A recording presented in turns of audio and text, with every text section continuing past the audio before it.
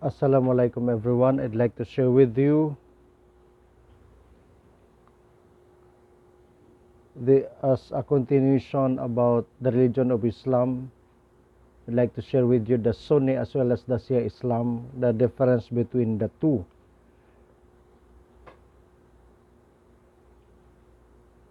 So if you look at the map, the color green in Iran, Afghanistan, in Iraq, that's dominated by the Shia, while the Sunni, the color yellow-green. Yes, am I right with the color yellow-green? So therefore, from the map, the majority, when I talk about the Muslim distribution, are the Sunni. So what about this Shia Islam or the Imamate?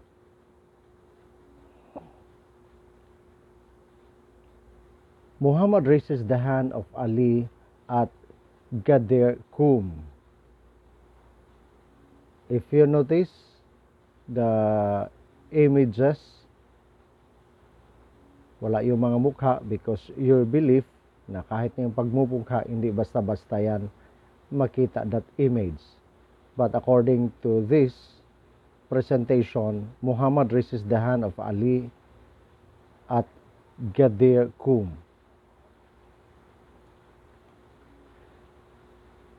So when you talk about the family tree of the Prophet Muhammad, the Ahl al-Bayt, the family of the house, from Muhammad's grandfather, Abu Muttalib, then bumaba sa dalawa, si Abu Talib, the Muhammad's uncle, yung nagpalaki sa kanya, plus Abdullah, the father of Muhammad.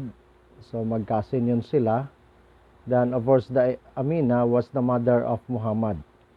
Then going down from Abu Talib to Ali, Muhammad's cousin and son-in-law, and it was considered the first Imam by the Shia. Then on the other side, Khadija, the first wife of Muhammad, nagpakasal sila. Then they have a daughter known as Fatima. Then Fatima nag-asawa doon kay Ali. So yan, then from Fatima pababa naman may grandson sila, si Hassan, the second Imam. Then si Hussein, the Muhammad's grandson, also the third Imam. On the other side, we have Abu Bakr, the closest companion of Muhammad.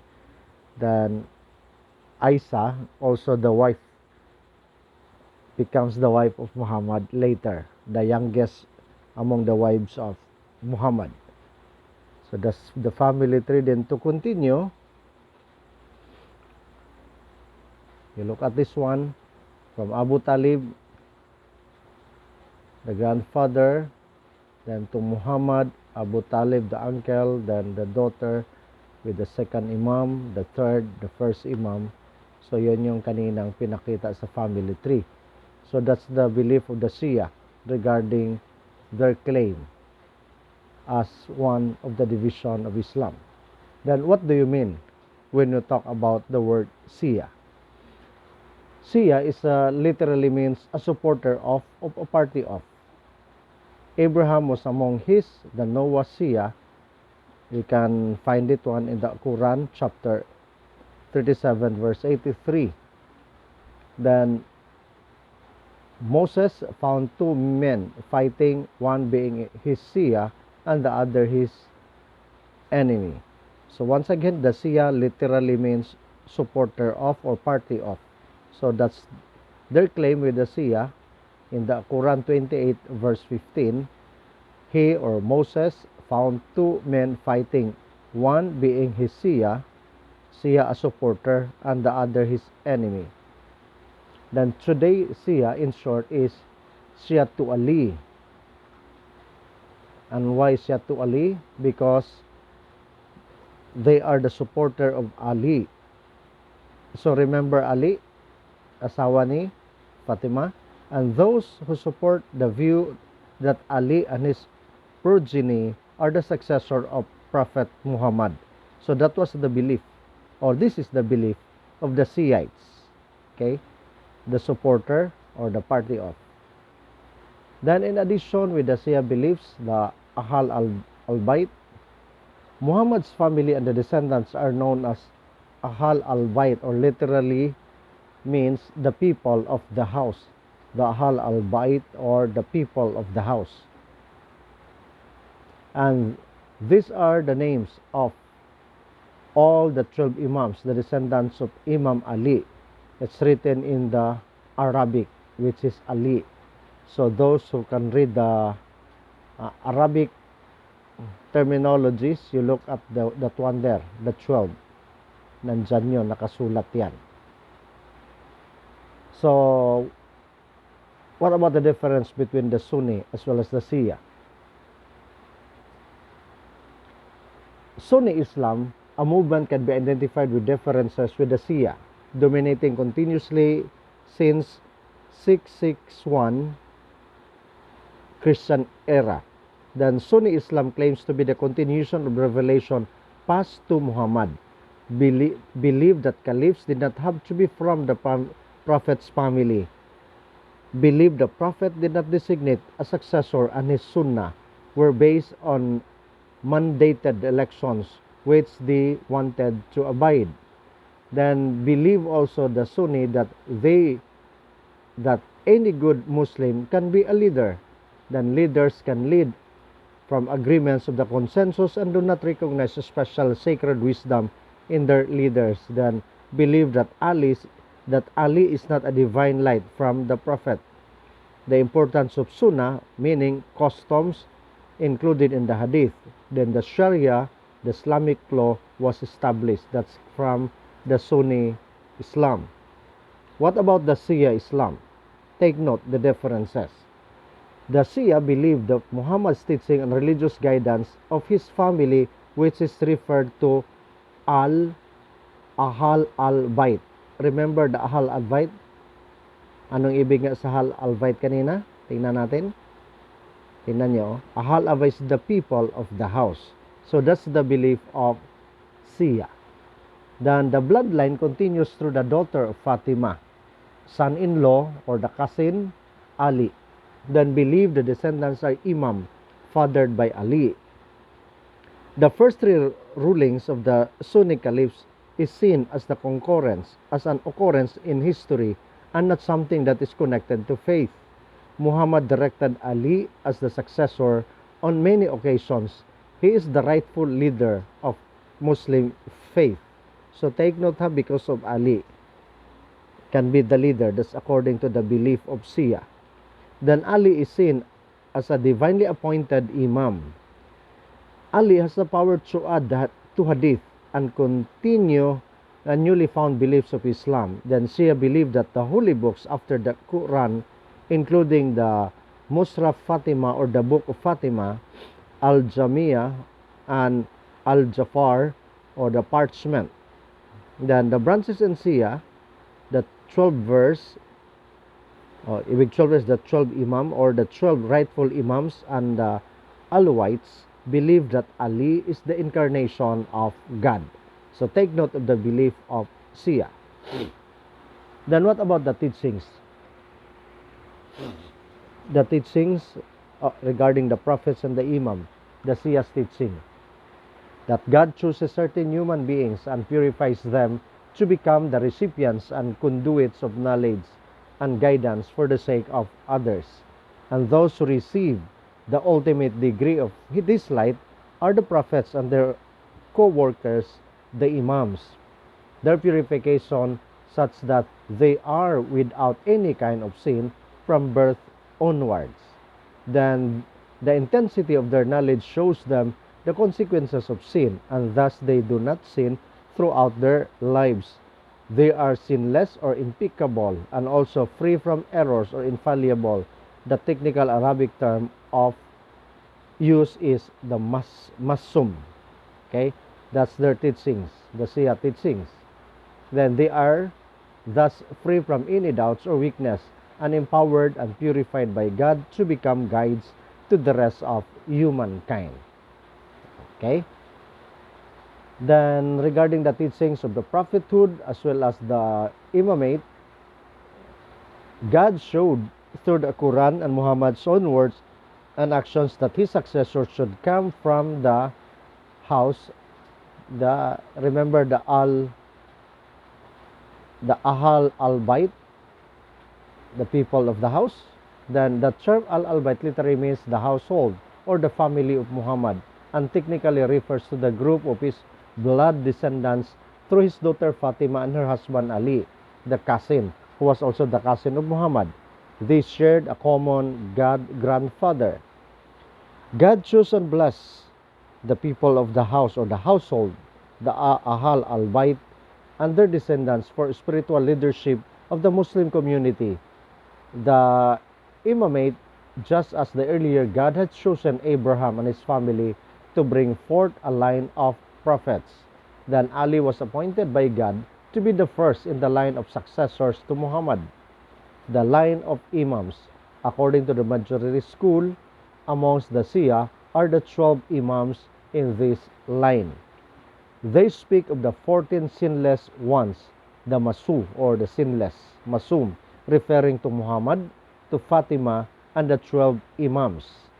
So they are the Masu or the sinless, na walang kasalanan. Then they were to guide the humankind after Muhammad throughout the light that they possess. Then it would be a fundamental and just of God to leave human beings without a guide. Therefore, the line of Imams will continue until the end of the world. So that was their belief. Then what about the difference between the prophet and the Imam? Imam is someone who, in the absence of the prophet, acts as a leader of the community, Muslim community. His role includes religious and secular affairs. And while he is not a prophet, the Imam is responsible for protecting the message and teachings of the prophet. So yun yung pagkakaiba. Then, unlike the prophets, Imams do not receive revelation, but they do receive divine inspiration. So while the prophets receive the revelation, while the Imam only a divine inspiration. So that's the two different things. Then, like the prophets, Imam are sinless. Wow. Then free from errors and able to interpret the scriptures of the prophet that they follow, because they are inspired, that they receive the divine inspiration, and this is based on the God-given gift of knowledge which is open to them alone. Hence, we can say that Prophet Muhammad brought the final revelation to the Imams, protect its interpretation. So that's the difference between a prophet as well as the Imam. Then in the 6 articles of faith in the Sunni Islam, in which you are familiar with, and yes, you are also following this one, the belief in God, the belief in the Qadar, the belief in the divine books, the belief in angels, the belief in the day of judgment, and the belief of the prophets. That's the 6 articles of faith, in which also the Sunni Islam believe. Then the Shia Islam, they have the 5 roots of religion in the Asul ad-Din in Shia Islam. Then what about Asul ad-Din? Asul ad-Din is the 5 roots of religion, can also be referred to the foundation of faith. First, I think all of this also, even the Tawhid, the oneness of God. Then there is only one God who has no equals. He is a divine unity. He cannot be compared to anyone or anything. He is perfect and unique and possesses infinite power and knowledge. That's the oneness of God, or the Tawhid or Tawhid. Then the justice of God, or of the law. That's the justice of God. Allah is perfect justice, fairness, and wisdom. He does not wrong anyone, and he will not tolerate wrongdoing. Then another is the Nabuwah, or the prophethood. God has appointed 124,000 prophets and messengers to guide human beings, showing them how to live in peace and submission to God. That's prophethood. Then leadership, or the Imamate. Shias believe that after the Prophet's death, God appointed 12 infallible Imams, the sinless, to guide the Muslim community. Shias call to the people of the house or the Ahl al-Bayt. Then the resurrection or Qiyamat. The belief that on the day of judgment there will be a resurrection when all human beings will be physically raised to life to be judged by God. So this is the 5 roots of the Shia Islam: the Nabuwa, the Adil, the Tawhid, the Gimaya, Qiyama, at saka Imama. So comparing the beliefs of Sunni and Shia Islam, take note. The 6 articles of Sunni Islam, while the other one, the Shia, is the 5 roots of religion. So these are the 6: the belief in one God, the prophethood, the Risalah, the Quran, the holy books, the Micah, the angels, the Akira or the day of judgment, and the Al-Qadr, the God's divine will. While on the other side in Islam, Shia Islam, the belief in the oneness of God, the Tawhid, then Adallah, the justice of God, Nubuwa, the prophethood, and Imamate or the leadership, at saka Qiyamat or the resurrection. So, yun yung pagkakaiba if we compare the belief of the division of Islam, the Sunni as well as the Shia. Then we talk about the oneness of God. There is one God who has no equals. He is divine, a divine unity. He cannot be compared to anyone or anything, as we mentioned in the previous slide. He is perfect and unique, and he possesses infinite power and knowledge. He is immortal. He was never born and has no partner or children. He alone should be worshipped. He is Allah, the one and the only, Allah the eternal, the absolute. We can find that one in the Quran chapter 112 verse 1 to 2. Then the justice of God, or the Adil or Adallah. The Adallah, or the belief on God, is perfect justice, fairness, and wisdom. He does not wrong anyone, and he will not tolerate wrongdoings. He cannot abuse his power by performing acts that go against his own nature to be just and fair. Humans must be responsible for their own actions, either it is good or bad. The Nubuwa, God has appointed prophets, as we mentioned, and messengers to guide human beings, showing them how to live in peace and submission to Him. According to some Islamic sources, God has sent 124,000 prophets. Some of these brought divine scriptures with them from God. All Muslims believe that Muhammad was the zeal of the prophets, meaning that he brought the final and perfect unchanging message from Allah.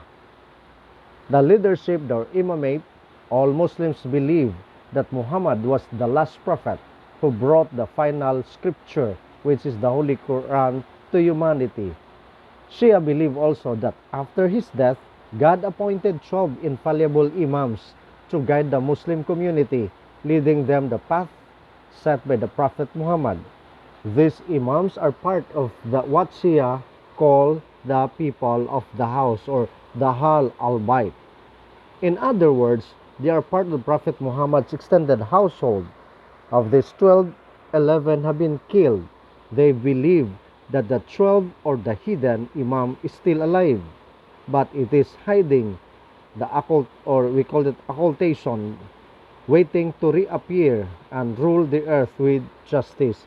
They sometimes refer to him as the Mahdi, or the Muslim believes that God sent around 124,000. So that's the belief of the Shia. Then when we talk about the resurrection, the belief that on the day of judgment there will be a resurrection, when all human beings will be physically raised to life to be judged by God. He will reward the good and punish the evil. Then shall anyone who has done an atom's weight of good see it, and anyone who has done an atom's weight of evil shall see it. That's in the Quran chapter 19, verse 7 to 8. So, the 10 in Islam, you look at that one.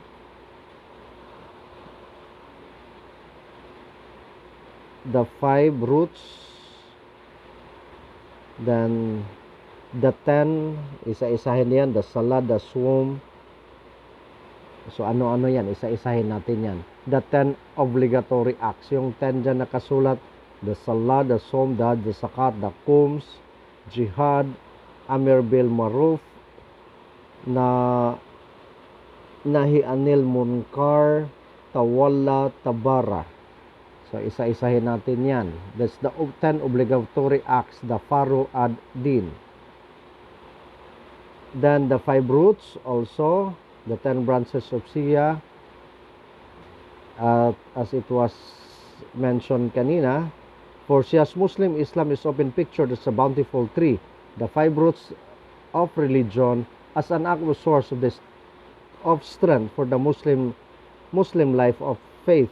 There are central beliefs with trunk and branches growing up from these roots, and these 10 branches or obligatory acts which form the key features of the religious life. Once again, this is their belief, the 10 obligatory acts known as the Furu ad-Din. The Furu ad-Din acts of the Shia Islam are known as Furu ad-Din. Take note in this 10, the salah, the sawm, the zakat, khums, hajj, jihad, amir bil maruf, nahil amril, anril mukar, tawaliya, tabara. Then, when I talk about obligation, this is a duty.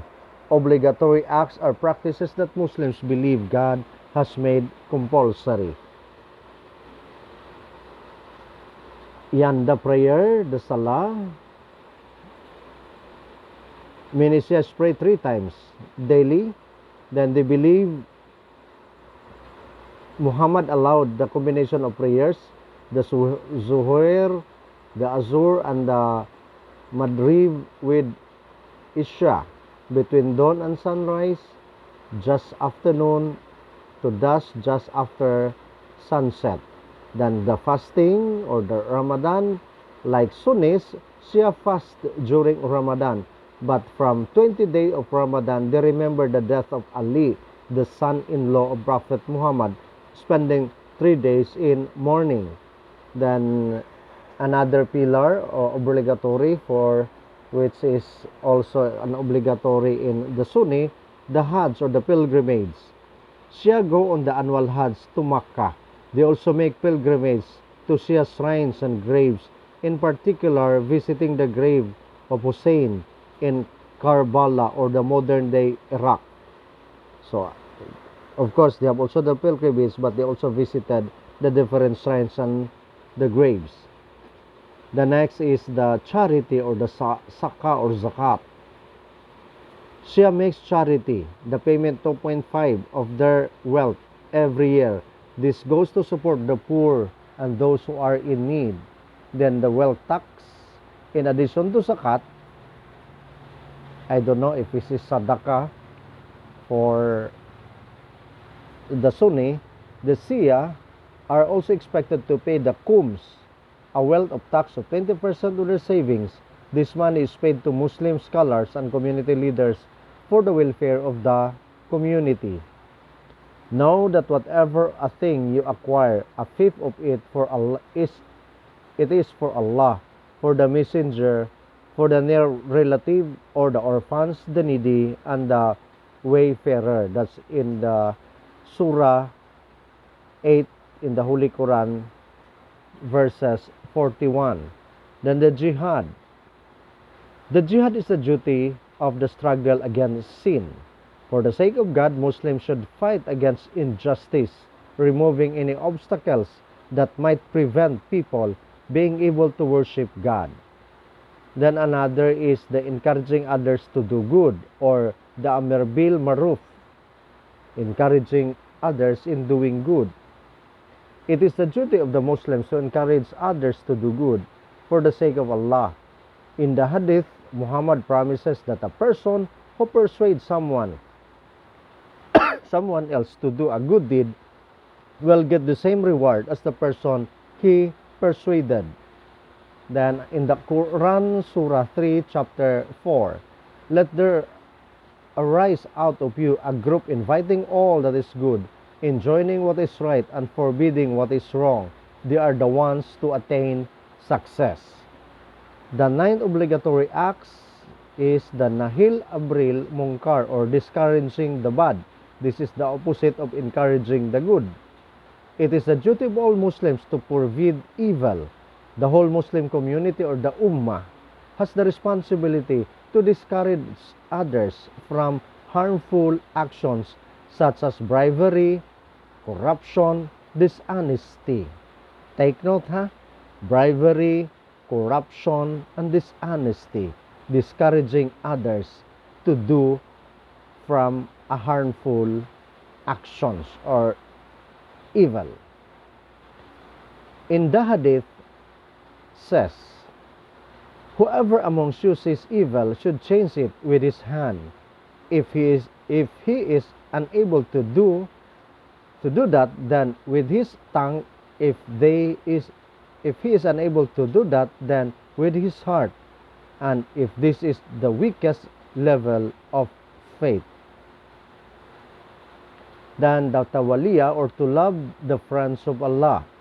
Tawaliya means having love for God and for the Prophet Muhammad. Muslims should love all those who are friends of Allah, people who are truthful and kind, honest and fair. They should try to associate themselves with people who are kind, trustworthy. For Shia, Muslims also means having love for the house, the household, or the Ahl al-Bayt, and the 12 infallible Imams who are the descendants of the Prophet Muhammad. Then the last obligatory is to hate the evil, or the tabara. Muslims must believe it is important to dissociate themselves from the enemies of Allah. They should hate and separate themselves from and people who are impure and those who oppress others. However, Muslims often disagree on exactly who are the enemies of God. Then we have the day of sorrow and inspiration, in which they call it Ashura. Ashura is an important festival for all Muslims, but it has an enormous significance of the Shia Islam. It is celebrated or commemorated on the 10th day of Muharram. Ashura literally means 10th, since it falls on the 10th day of the month of Muharram. When we talk about Muharram, this is the first month of the Islamic calendar. Okay? Then the Sunni Islam, then what about this day of fasting? Many Muslims today fast on the day of Ashura. Once again, Ashura is the important festivals of all Muslims. The Prophet Muhammad established Ashura as the day of fasting based on the Jewish Day of Atonement, when sacrifices are made for the sins of people. Ashura as an occasion to thank God for saving the Israelites from the Pharaoh. The Sunni Muslims remember how Moses, or Musa, fasted in gratitude to God for opening the Red Sea to allow his people to escape from the Egyptians' chariots. That's in the Sunni Islam. Then the Shia Islam, when we talk about the martyrdom of Hussein, the Ashura of a particular importance of the Shia Muslim community, because it remembers the death of Hussein in the Battle of Karbala in 680 Christian era. This event triggered a split between the Sunni and Shia Muslims that continues to divide Islam today. Shia believed that Hussein was the rightful successor to the Prophet Muhammad, so the massacre of Hussein and his followers carries the significance. They refer to Hussein as the third Imam, following his father Ali and his older brother Hassan. still today they remember his betrayal and death with a deep sense of injustice. So take note, during the time when Muslims were divided, that was on the year 680 in a Christian era. The reason why the Shia as well as the Sunni were divided because of the death or the massacre of Hussein and his followers. Okay? Then how Ashura celebrated around the world? The death of Hussein gave rise to the Shia cult of martyrdom and to the sense of the betrayal and struggle against injustice and oppression. Ashura is the day of great sorrow, mourning, and self-mutilation, where much public grief is expressed. Central of the events is the need to share in the sufferings of Hussein. Ashura is celebrated in communities across the Shia world, that is in Iran as well as Iraq. But many Shia Muslims feel the need to make pilgrimage to Karbala every year to take part. So men and women dressed in black march throughout the street, slapping their chests and chanting. There are processions and religious gatherings. Places reenact the martyrdom. Fervent men beat themselves with chain and cut their heads with sword. Then the Shia festivals or the Ashura or the day of sorrow and inspiration. The Sunni is the day of fasting, sinabi na kanina. Ayan. The Shia, the martyrdom of Hussein, we have already read that one already. The Muslim was divided on the year 680 in the Christian era because of the death of Hussein in the Battle of Karbala.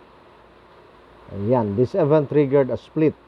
So this was the time of the Sunni as well as Shia Islam, because Shia believed that Hussein was a rightful successor of Prophet Muhammad. So the massacre of Hussein and his follower carries great significance, as we mentioned in the previous slide.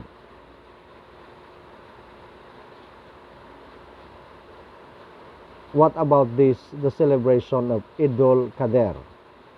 So now, what about the similarities and differences of Sunni and Shia beliefs and practices?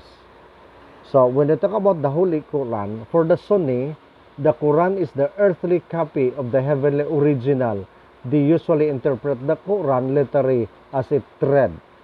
While the Shia, the Quran is not eternal, but was created by God as a guide for human beings.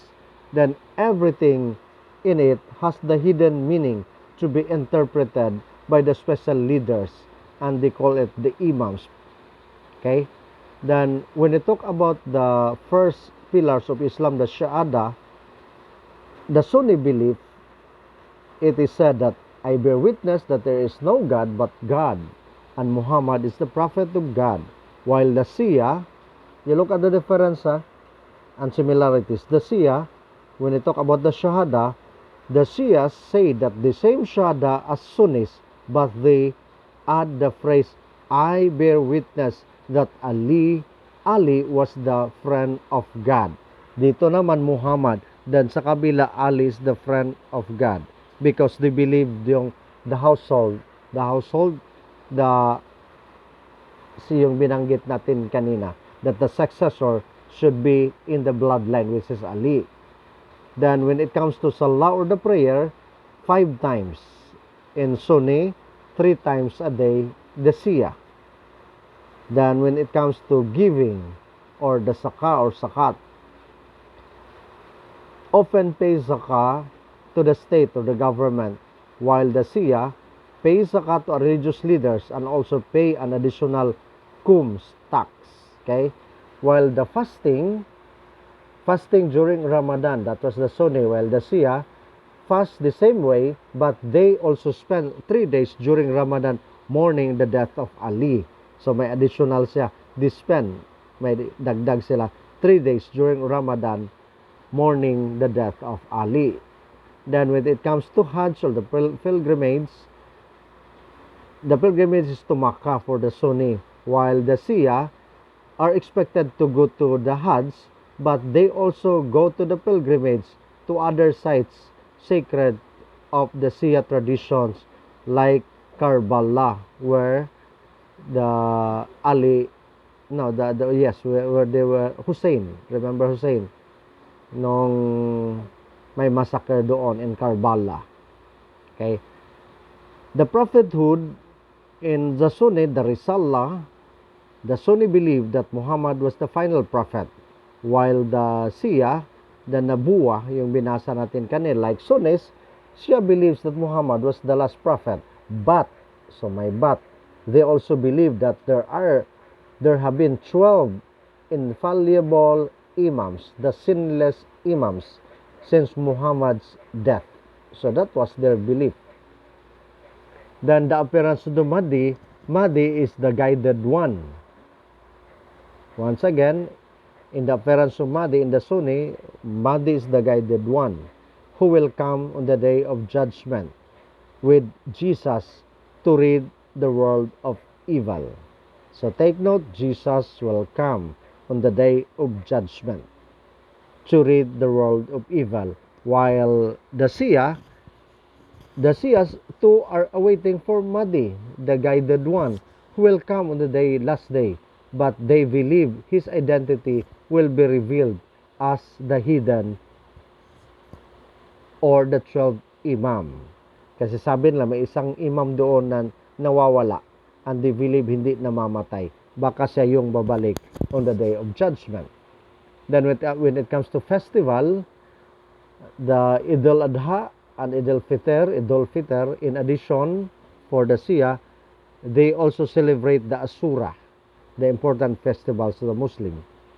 Then when it comes to Al-Qadar, or the predestination, for the Sunni, God has set out a plan or destiny for all things, while the Shia, many reject predestination, saying that God cannot be responsible for evil. Humans have free will. Then the required lineage for ruler for the Sunni can be any practicing Muslim chosen by the Ummah, while the Shia must be a male child from the lineage of Ali and Fatima. So that when they talk about ruler, then the Imam or leadership, the Sunni, an Imam is a leader chosen by the community. He is an ordinary man with strong faith in Quran and Sunnah, while the Shia, an Imam is the holy figure, a divine guide, the only legitimate interpreters of the Quran, the political as well as spiritual successors of Prophet Muhammad. So that's regarding Imam. Then the view on the personality of the Imam Ali, for Sunni, considered as the lion of God, the first male convert to Islam, and the warrior champion of faith. While the Shia, the Prophet said, exemption from the hellfire comes with love for Ali. And whomever I was a master, Ali is his master. Okay, that's the difference. Then the continuation of the authoritative revelation, for the Sunni, no authoritative revelation ended with Prophet Muhammad, because of the belief that Prophet Muhammad was the last prophet. Okay, then for the Sunni, partially true Imams are considered divinely guided. The purpose is the explain and safeguard of the current faith and its esoteric meaning. Then when we talk about the angels, the Sunni, God created angels from light. They do not have their own free will and always obey the commandments of God. While the Shia, angels obey God's commandments. They have limited free will, though no drive to sin. Okay? Next. Then the adherent called the Sunnis, the Shiite or Shiites. The meaning of the name, a well-trodden path or the tradition, while the Shia is the party or the partisans of Ali. Okay? Then current adherents, 900 4 million, the Sunna. Then 120 million, that's not Sunna, that's Sunni. Okay? Then the percentage of the total Muslims, 90% from the Sunni, only 10% are the Shiites. Kaya nga yung sa map kanina, yung the first slide. Then the primary location, the Sunni, since the majority, most Muslim countries, while the Shiites is in Iran, Iraq, and Yemen. Then the subsects, none. But 4 major schools of Muslim law are recognized in the Sunni. While the Shia, or the Shiites, we have the Ithna Ashariya, or the 12 verse, the largest. Then Islamia and the Zaidiyya. Then the origins from 632 in the Christian era. Then the theology developed especially in the 10th century, while the Shia from 632 to 650 in the Christian era, killing of the Ali's sons Hussein in 680, and that was the start of the division, is the major event. Did Prophet Muhammad designate a successor for the Sunni? No. For the Shia, yes, because of the belief that Ali should be the successor of Muhammad. The true successors of the Prophet, for the Sunni, Abu Bakr, the father of the Prophet's favored wife, then Aisha, the elected by people of the Medina. Yes, for the successor of the Prophet in the Shia, Ali bin Abi Talib, the husband of the Prophet's daughter Fatima, designated by the Prophet. Then the qualification of the ruler of Islam, the tribe of the Prophet, the Quraysh, later any qualified ruler. Then in Shia, the family of the Prophet. The current leaders, the Sunni, the Imams, Mujtahids, ang Shia. Then the identity of Imams, human leaders in the Sunni, while in Shia, infallible manifestation of God and perfect interpreters of the Quran. Then the Al-Mahdi will come in the future, while the Shia was already on earth. It is currently the hidden Imam who works through Mujtahids to interpret the Quran and will return in the day of time. Then the religious authority, other than the Quran, the ijma or the consensus of the Muslim community, then infallible Imams in the Sunni, concealing the faith for self-protection or taqiyya, affirmed under the certain circumstances, while in Shia it was emphasized. Temporary marriage or the mut'ah, practiced by the Prophet's time but now rejected, but still practiced in the Shia. Then the holy cities, Mecca, Medina, and Jerusalem, that's the Sunni, while the Shia is also Mecca, Medina, Jerusalem, Najaf as Karbala. Karbala is very significant, where Hussein was massacred. Then the major holidays, the Eid al-Fitr, Eid al-Adha, while the Shia, of course, the same, Eid al-Fitr, Eid al-Adha, but they are the important festivals, which is the Ashura. Ali is proclaimed the successor of Muhammad. About 3 months before his death, Muhammad led the Muslim community on the only Hajj that he performed. By this time, almost all the Quran had been revealed, and the Muslim practice community was well established. All the practices and teachings of the Quran, the prophets, had been conveyed to the community. On the way back from his pilgrimage, on the journey from Makkah to Medina, the angel Gabriel or Jibril appeared to Muhammad with the command to convey what has been conveyed to you, or else you have done nothing. That's in the Surah 5 verse 67. What could this definitive command be at this late stage of Muhammad's mission, when the message had been so comprehensively conveyed? Muhammad halted the community at an oasis called Qadir, Gadir, Gadir Kum. This was the point at which the road separated and some had already gone on their way. Muhammad called them back. The whole pilgrim body was thus assembled by tradition, some 72,000 Muslims. Muhammad mounted a rock so that he could have seen and heard. He raised the hand of Ali and said that all those who accepted him, Muhammad, as their master or leader, the Mawla, should take Ali as their Mawla after his death. So, this is the belief of the Shia. The Islamic community, or the Ummah, or the worldwide Islamic community. The Ummah is the worldwide community of Muslims. Take note, especially those non-Muslims here. The Sunnah and Shia, who are they? So one of the major divisions within Islam is the split between Sunni and the Shia. Sunnis form the majority of Muslims in the world today. Between 87 to 90%, they live in the countries from North America, Middle East, South Asia, and Indonesia. The remaining 10 to 13 Muslims today are from the Shia community, although only about 5% of British Muslims are Shia. Shias live mainly in Iran, Iraq, Lebanon, and India.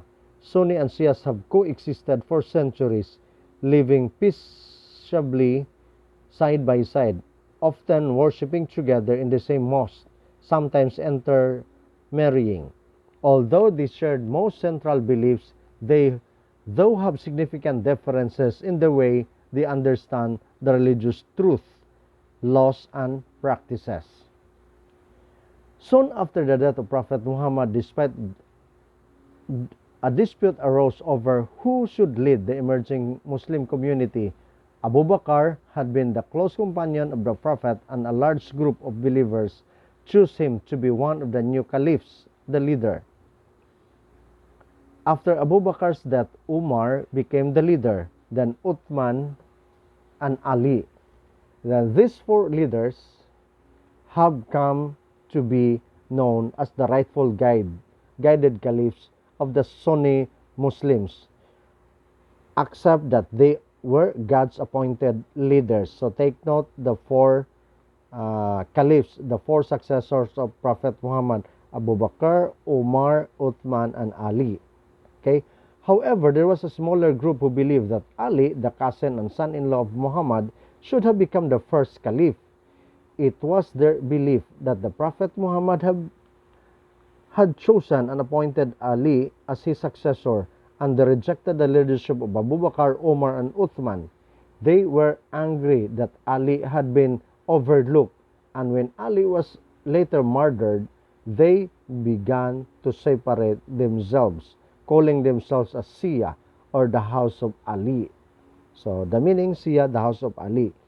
They believed that the Prophet Muhammad appointed 12 successors to the Imams from his own descendants, who are known as the Al-Bayt, or the family of the house, or the household of Muhammad. The Sunni means the one who follows the Sunnah. Shia means from the party of Ali. Ali was close relative of Muhammad. Following Prophet Muhammad's death in 632 in the Christian era, the Muslim community needed to decide to choose a new leader. Shia said that the successor could only come from his bloodline, that is, his close family, while the Sunni looked for those men that the Prophet Muhammad had most trusted while he was alive. Then Sunni believed that the religious guidance can only come from Allah through the Quran and the Hadith. Together, these holy books form Sharia, or the Islamic law. There should be no religious hierarchy. Imams are not only holy figures appointed by God, they are simply good teachers and leaders, and should be chosen though through agreement amongst the local community. Then Shia believed that Allah guided Prophet Muhammad to appoint Ali as his successor. The leadership of the Muslim community has continued through the Imams, who are divinely appointed from the descendants of Muhammad's family. The last Imam will appear at the end of the world as the Mahdi, or the chosen one, who will bring justice to the world, especially on the day of judgment. The Sunni and Shia communities in United Kingdom. Most Muslims living in the Britain today are Sunnis, but there are many Shias here too. When Muslims began coming to Britain in 1960s and 70s, Sunnis and Shias are often lived together as part of a single Islamic community, sharing mosque, praying, and socializing together. However, as they have grown in numbers, they have gained confidence to explore their own heritage, and these communities had begun to express their identities in different ways. This has been fueled by events in the Middle East, where tensions between Sunni and Shia communities had become more pronounced. Recently, wars and conflicts in Iraq and Syria have added to the divisions amongst these groups. So thank you very much for listening. I hope you learned something. You learned the difference and similarities of the Shia as well as the Sunni Muslim.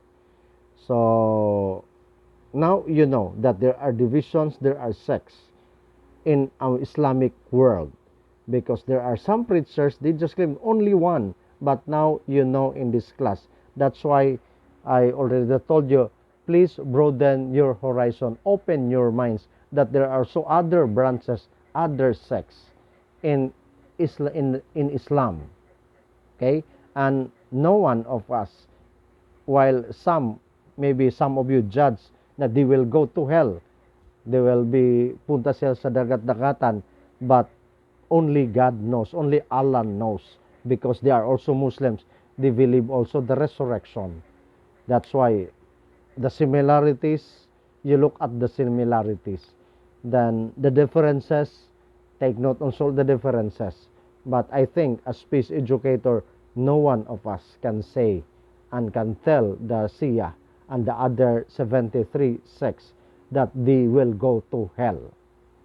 So I hope I was able to share with you this presentation, and please learn from this. Once again, open your horizon, so that the more you have knowledge, the more you have to give respect to the other religion, that not only in the Islamic world, but the other major religion in the world na dinidiscuss na natin, at saka yun yung dapat i-discuss pa natin. Okay?